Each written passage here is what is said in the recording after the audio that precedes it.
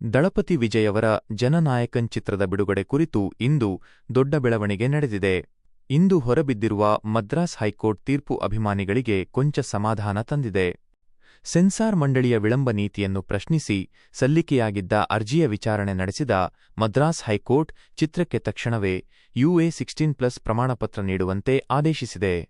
Sensor ಮಂಡಳಿಯ ಮರುಪರಿಶೀಲನಾ ಸಮಿತಿಯ ನಿರ್ಧಾರವನ್ನು ಕೋರ್ಟ್ ರದ್ದುಗೊಳಿಸಿದೆ. ಆದರೆ ಇಂದು ಚಿತ್ರ ಬಿಡುಗಡೆಯಾಗಬೇಕಿದ್ದರೂ ಸೆನ್ಸಾರ್ ಪ್ರಕ್ರಿಯೆ ತಡವಾದ ಕಾರಣ ಸಿನಿಮಾ ಇಂದು ತೆರೆಗೆ ಬರುತ್ತಿಲ್ಲ. ಸೆನ್ಸಾರ್ ಮಂಡಳಿಯು ಈ ತೀರ್ಪಿನ ವಿರುದ್ಧ ಮೇಲ್ಮನವಿ ಸಲ್ಲಿಸಲು ಸಿದ್ಧತೆ ನಡೆಸುತ್ತಿದ್ದು, ಪ್ರಕರಣ ಈಗ ಹೈಕೋರ್ಟ್ನ ಮುಖ್ಯ ನ್ಯಾಯಮೂರ್ತಿಗಳ ಪೀಠಕ್ಕೆ ಹೋಗಿದೆ. ಕೋರ್ಟ್ ಆದೇಶದಿಂದ ಚಿತ್ರತಂಡಕ್ಕೆ ಜಯ ಸಿಕ್ಕಂತಾಗಿದ್ದು, ಸಿನಿಮಾ ಸಂಕ್ರಾಂತಿ ಹಬ್ಬದ ಪ್ರಯುಕ್ತ ಜನವರಿ 14ರಂದು ವಿಶ್ವಾದ್ಯಂತ ಅದ್ದೂರಿಯಾಗಿ ಬಿಡುಗಡೆಯಾಗುವ ಸಾಧ್ಯತೆಯಿದೆ. ಸದ್ಯದಲ್ಲೇ KVN ಪ್ರೊಡಕ್ಷನ್ಸ್ ಹೊಸ ದಿನಾಂಕವನ್ನು ಅಧಿಕೃತವಾಗಿ ಘೋಷಿಸಲಿದೆ.